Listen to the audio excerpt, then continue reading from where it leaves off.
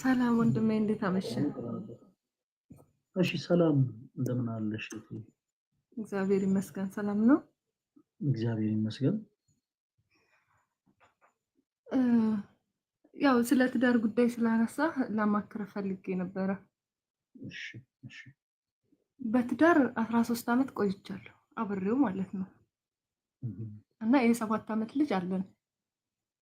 አሁን ላይ 8ኛ ዓመቱን ይዟል ማለት ነው። እና 13 ዓመት ብቻ ሳይሆን ያው ከዛም በላይ ያለውን እድሜን ከሱ ጋር ነው የጨረስኩት። እና ቅድም ደግሞ ስታስተምር ባላችሁን ወይ ሚስታችሁን አትሙ ስላልክ ዝም ብዬ ከላይ ከላይ ያለውን ልንገርህ ብዬ ነው።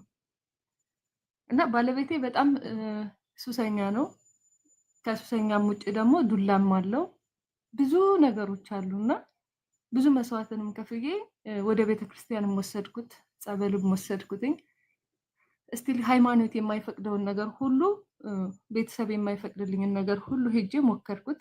ግን እሱ ምንም የሚረዳኝ ሰው አልነበረም። ምንም ነገር ቢሆን ከሱስ ውጭ ማንንም አይሰማም ነበር። እኔንም ልጄንም ቤተሰቡንም የሚሰማው ሰው አልነበረም። እና አሁን ከተለያየን 2 ዓመት ሆኖናል። ማለት እኔ በቃ በቃኝ ብዬ ከወጣሁ ማለት ነው። ግን እሱ አሁንም በልቡ እንዳልፈታኝ ነው ለሰው የሚናገረው ማለት ነው። አሁን እኔ እሱን ብፈታውና የራሴን ህይወት ብኖር ኃጢአቱ ምንድነው? ጥፋቴ የቱ ጋር ነው? ቢያንስ የልጅነት ወዜን ጨርሻለሁ እሱ ጋር። የህይወቴን ግማሽ የእድሜን ግማሽ እሱ ጋር ነው ያሳለፍኩት። ለሱ ብዬ የማይጠበቅ እግዚአብሔር የማይፈቅደውን ሃይማኖት የማይፈቅድልኝን ቦታ ወርጄ ገንዘብ ለማግኘት ጎዳና ላይ ሁሉ ወጥቼ ብዙ መከራዎችን አሳልፌያለሁ ከሱ ጋር ማለት ነው። ማለት እዚህ ሚዲያ ላይ የማይነገሩ ነገሮችን ሁሉ ነው ያሳለፍኩት። እና መጨረሻው ግን ምንድነው? እኔን አካሌን መጉደል፣ ጥርሴን ማርገፍ፣ እጄ በሱ ምክንያት ሰባራ ነው። አሁን እጄ አይሰራም፣ ግን ያለሁት ሰው ሀገር ነው። እና እስቲል አሁን ራሱ ማለት ነው እስቲል አሁን እየደወለ የሚያስጠላ ስድብ፣ ከባል የማይጠበቅ ስድብ፣ ቆሻሻ ስድቦችን ነው የሚሰድበኝ።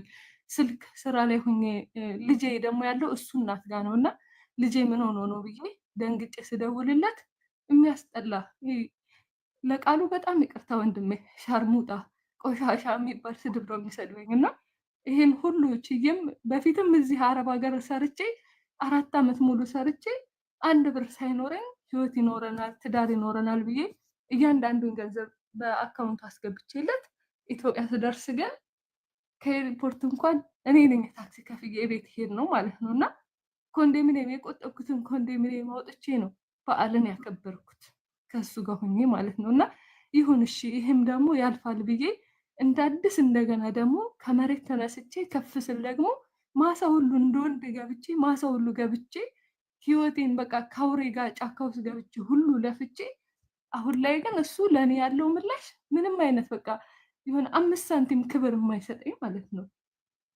እስቲል አሁን ስልክ ሳላነሳለስ ጋር ከህንድ ጋርና ከባንጋሊ ጋር እያወራሽ ነው ስልኬን ማታነሺው አንቺ ቆሻሻ፣ አንቺ እንደዚህ በቃ ስድቦቹ የሚያስጠሉ ስድቦች ማለት ነው። እና እናቱ እንድፈቷ አትፈልግም።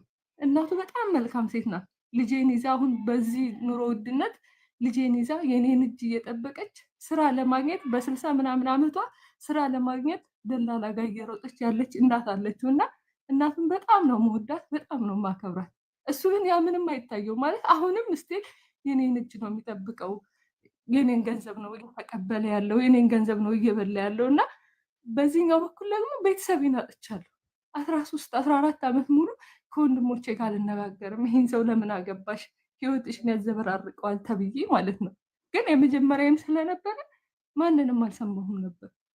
ግን ይሄንን መከራ ከፈለችልኝ ብሎ እሱ ምንም አይነት ክብር እየሰጠኝ አይደለም፣ ከመርገጥ ከማንቋሸሽ ውጪ ማለት ነው። እስቲል ስንጣላ ፌስታልን ይዞ ነበር ከቤት የሚያስወጣኝ ማለት ነው። እና ይሄውም ሆኖ ደግሞ ተመልሼ ወደሱ ነው የሄድኩት። ምክንያቱም እዛ ጋር ቤተሰቤ ጋር ተቋርጧል፣ ግንኙነቴ ተቋርጧል። ከእናቴ ከአባቴ ከቤተሰቦቼ ጋር ተቋርጧል ግንኙነቴ። ስለዚህ ያለኝ ቀሪ እሱ ብቻ ነው ብዬ ህይወቴን ሙሉ ለሱም ሰጥቼው ምንም የሚመለስ ሰው አይደለም። አሁን አንድ ጥርስ የለኝም በቦክስ መቶኝ ማለት ነው። ቀኝ እጄ ሙሉ ለሙሉ አይሰራም። አሁን እዚህ ስሰራ በጣም ነው የሚያምር፣ በጣም ማለት ነው ይሰማኛል። ረጅም ስራ እንደዚህ እቃ ሳጥብ ልብሶችን ምናምን ስተኩስ ምናምን እጄ ይሰማኛል። ያ ምንድነው ከደረጃ ላይ ወርሮኝ በጀርባዬ ወድቄ እጄን የደረጃው ጠርዝ መቱኝ ማለት ነው። 2 ጣቶች ወልቀው በሕክምና ነው የተመለሱት።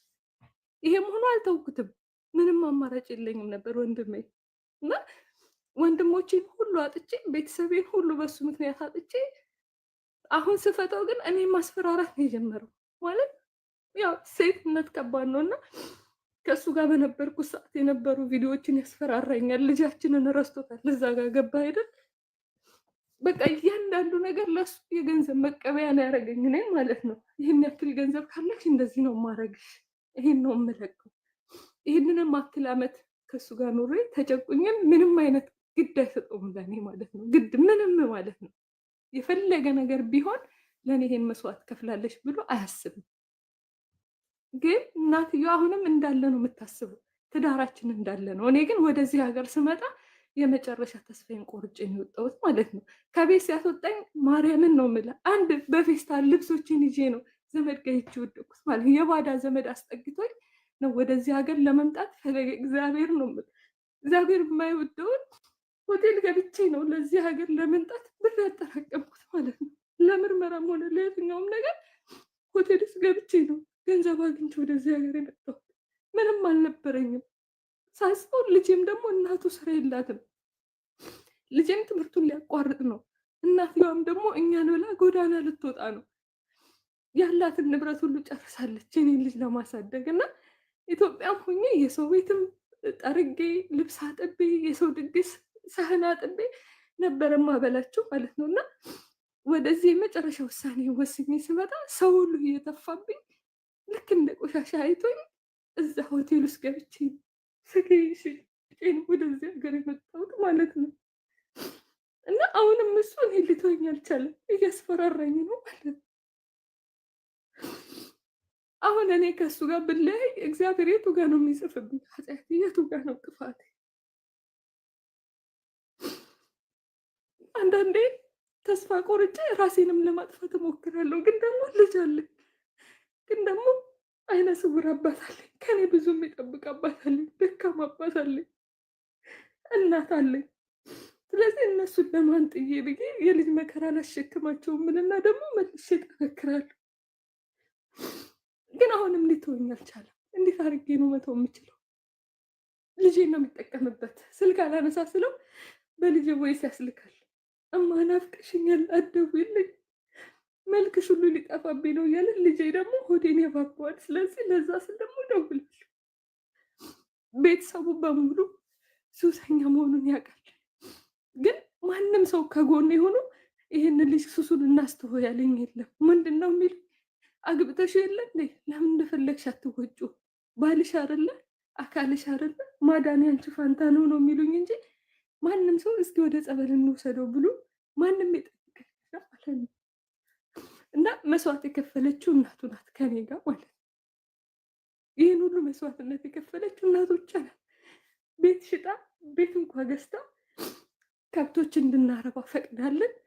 ከብቶች ስናረባ ሌሊት 10 ሰዓት ተነስቼ ከሱሉልታ ወተት ተሸክሜ አዲስ አበባ ሽጬ ስመጣ እቤት ተኝቶ አገኘዋለሁ እና የት ቆይተሽ ነው ይለኛል።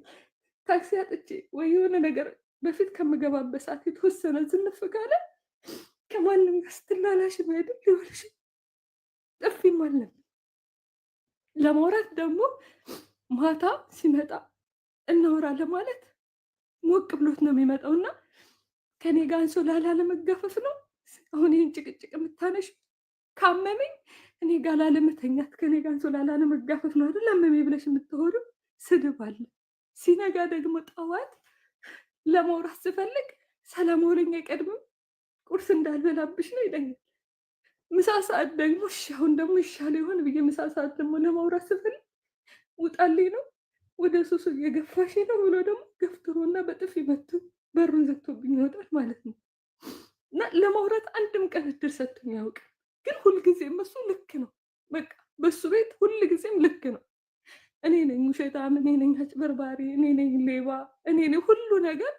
ለሱ ስል የማልፈልገውን ነገር ህይወት ሁሉ ገብቼ አይቼዋለሁ። ግን አሁን ላይ ለሱ ስል ማለት አልነበረብኝም። ራሴ ነኝ ለራሴ ራስ ወዳዱኝ እሱን ላለማጣት ብዬ ነበር። ግን ስህተት ነው። አሁን ላይ ግን ሊተወኝ አልቻለም። እንዴት ላድርገው? እባክህ ምንም ስራ መስራት አልቻልኩም እዚህ ራሱ።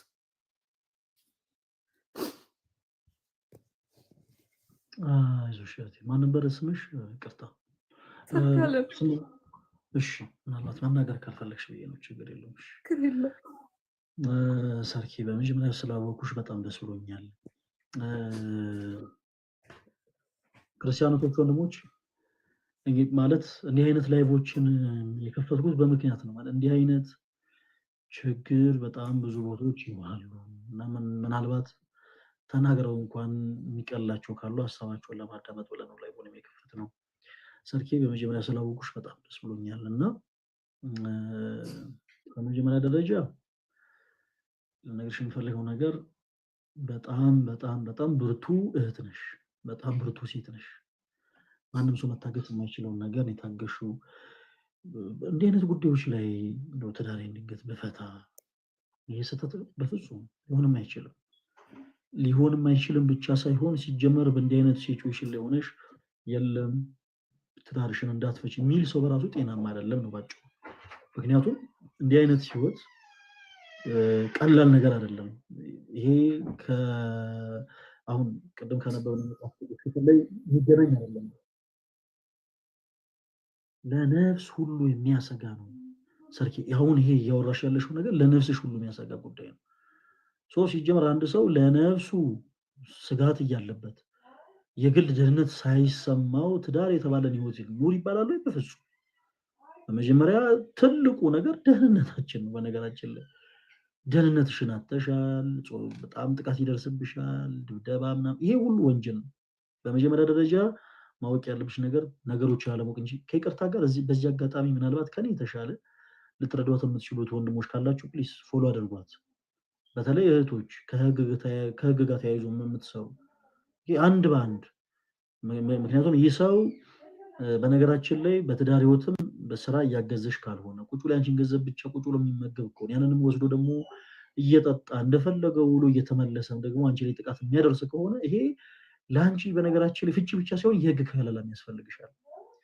ህግም በነገራችን ላይ ልጅ የተሻለ ነገር ከሚያገኝበት ሰው ጋር ሆኖ እንዲያድግ ነው የሚያዘው። ምን ማለት ፈልጌ ነው? ልጆች ጤናማ ሆነው ትምህርት እየተማሩ ማደግ አለባቸው። ስለዚህ እሱ ጋር ቢሆን ነው ወይንስ አንቺ ጋር ቢሆን የተሻለ ነገር ሊያገኝ የሚችለው ብሎ ነው ፍርድ ቤት የሚወስነው። እና እንዲህ አይነት ጉዳዮች ላይ እኔም አሁን በግሌ ታገሽ ብዬ አልመክርም። እንዲህ ስንል ግን በጣም ጥንቃቄ ያስፈልጋል። እንዲህ ስንል ግን ምናልባት ከዚህ ደግሞ መለስ ባለ ሁኔታ ላይ ያላችሁ ጥንዶች ካላችሁ እናንተ ደግሞ ስሜት የሆናችሁ ደግሞ ትዳራችሁን ፍቱ ማለት አይደለም። ለምሳሌ ዱላ ሳይኖር ግን ሁልጊዜ ጭቅጭቅ በትዳራችሁ ስላለ መዘላለፍ በትዳራችሁ ስላለ በአንድ ጊዜ ትዳራችሁን ፍቱ ማለት አይደለም። ጥንቃቄ ይፈልጋል እና ሰርኪ፣ አይዞሽ፣ በርቺልን። አንቺ አሁን ያለሽበት ሁኔታ በጣም በጣም በጣም ከባድ ሁኔታ ነው። ለግል ደህንነትሽ ራሱ ያሰጋል። የህግ ከለላ ያስፈልግሻል። እና የህግ አካላት የሆኑ ሰዎች በውስጥ መስመር ሲያወሩሽ መልስ ስጫቸው።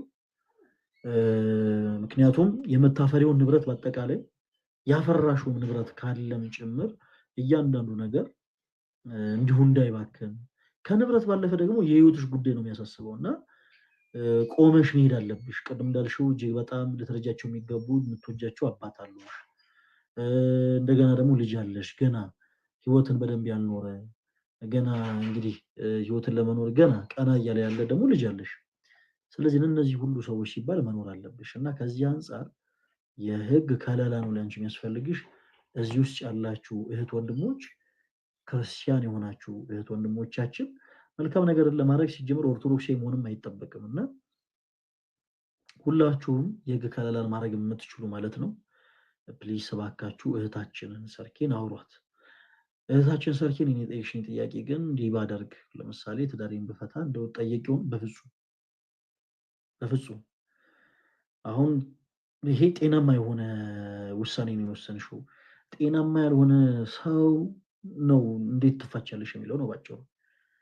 ይሄ ያለ አይደለ ለተቀማጭ ሰማይ ቅርቡ ነው ይባላል እና አንቺ ያየሽውን ፈተና ሳያይ አንቺ የምትኖሪው ኑሮ ሳይኖር ቁጭ ብሎ ምን ችግር አለው የሚል ሰው አለ። እንደዚህ አይነት ሰዎች ናቸው ጤናማ አይደሉም ነው የሚባለው። አንቺ ያለሽበት ሁኔታ እጅግ በጣም ጤናማ የሆነ ህይወት፣ ጤናማ የሆነ ነገር ነው። በውስጥሽ ያሰብሽው ማሰብ ጤናማ የሆነ አስተሳሰብ ነው። ይህን ነገር ማድረግ ትችያለሽ። ነገር ግን ችለው የሚኖሩ ሰዎች አሉ። ያው ችለው የሚኖሩ ሰዎች አሉ። በነገራችን ላይ በአርማንያ ሀገር በዘመነ ሰማዕታት በጣም ብዙ ሰማዕታት ቅዱስ አጽማቸው እየተገኘ ያው በጣም ይነገር ስለነበረ በአርማንያ ዙሪያ አንድ ወቅት ላይ ጥናታዊ ቁፋሮ የሚያደርጉ ሰዎች ተሰባስበው ነበረ፣ በዚህ በቅዱሳን አጽም ዙሪያ ላይ ማለት ነው። እና ቁፋሮ ሲያደርጉ የአንዲት ቅድስት ሴት አጽም ያገኛሉ። እና ያቺ ሴት ቅድስት እንደሆነች ይነገርላታል። ታሪኳን ለማጥናት ሞከሩ። ወደኋላ በደንብ ሄደው የዛችን ቅድስት ሴት ታሪክ ለማወቅ በደንብ ሞከሩና ያቺ ሴት ለቅድስና ያበቃት ምንድን ነበረ ሲባል ትዳር ያላት ሴት ነች፣ ልጆች አሏት። ባለቤቷ ሁልጊዜ ቀጠቀጣታል፣ ሁልጊዜ ደበድባታል። እና ያንን ደግሞ ተመልክተው ልጆቿ የእሷን ባለቤት የእነሱን አባት እንዳይበቀሉ ብላ ሁለንተናዋን በልብስ ሸፍና ከላይ ከአንገቷ ጀምሮ እስከ እግሯ ድረስ ጠባሷ እንዳይታይ አድርጋ ረዥም ዓመት የእሱን ኃጢአት የእሱን በደል ሸፍናለት ልጆቹ እንዳያውቁ አድርጋ የኖረች ቅድስት እናት ነበረች። እና እንዲህ አይነቱን መከራ መቀበሏ የቅድስናን ማድረግ እንድታገኝ ያደርጓታል። እንዲህ ማለት ግን የግድ እናንተም ደግሞ ዝም ብላችሁ በቃ ተቀጥቅጡ ማለት አይደለም። ይሄ ወንጀል ነው። ስለዚህ እህታችን በቻልሽው አቅም ወደ ህግ አካል መቅረብ አለብሽ። እርግጠኛ ነኝ በዚህ ሰዓት ምናልባት ላይፍ ሳልዘጋ በፊት ኮሜንቱን ልክፈተውና ምናልባት የት አካባቢ ነው የምትኖሪው ሰርኪ? አሁን ያለሽው ስራ የምትሰሪው የት ነው? አረብ ሀገር ነው እኮ። የት ሀገር? ባህሬን። ባህሬን። በቃ ስለዚህ ባህሬን ያላችሁ እህት ወንድሞች ካውንስሊንግ በህግ ዙሪያ እያንዳንዱን ነገር ልታማክሯት የምትችሉ ካላችሁ ደግሞ ኢትዮጵያ ውስጥ በውስጥ መስመር ፎሎ አድርጓት። ባህሬን ያላችሁ ደግሞ እህት ወንድሞቻችን እንግዲህ ያው መተጋገዝ ስላለባችሁ ፕሊስ ተጋገዙ። ቅዱስ ጳውሎስ በበጎ ስራ በመጽናት ምስጋና ክብርን የማይጠፋ ህይወትን ለሚፈልጉ እርሱ ጌታችን ኢየሱስ ክርስቶስ የዘላለም ህይወትን ይሰጣችኋል ይላልና ባህሬን አካባቢ የምትኖሩ እህቶች ወንድሞች ካላችሁ ሁላችሁ ፎሎ አድርጓት እህታችንን። በቀጣይ ደግሞ ኢትዮጵያ ውስጥ እየኖራችሁ ያላችሁ ከህግ ጋር ተያይዞ የምትሰሩ ካላችሁ ፕሊስ እህታችን ሰርካለምን ሁላችሁም ፕሊስ እባካችሁ ፎሎ አድርጓትና በህግ ዙሪያ አማክሯት። መቼም እህታችሁ ነች።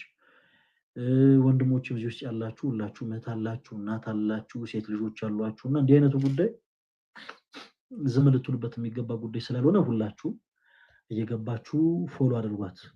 ሁላችሁም አመሰግናለሁ ወንድም። እሺ ሰርኪ በርቺልን። እሺ ኧረ ምንም ችግር የለውም ሰርኪ በርቺልን። አሜን አሜን። ሰርኪ ሰላም ሁኚልን።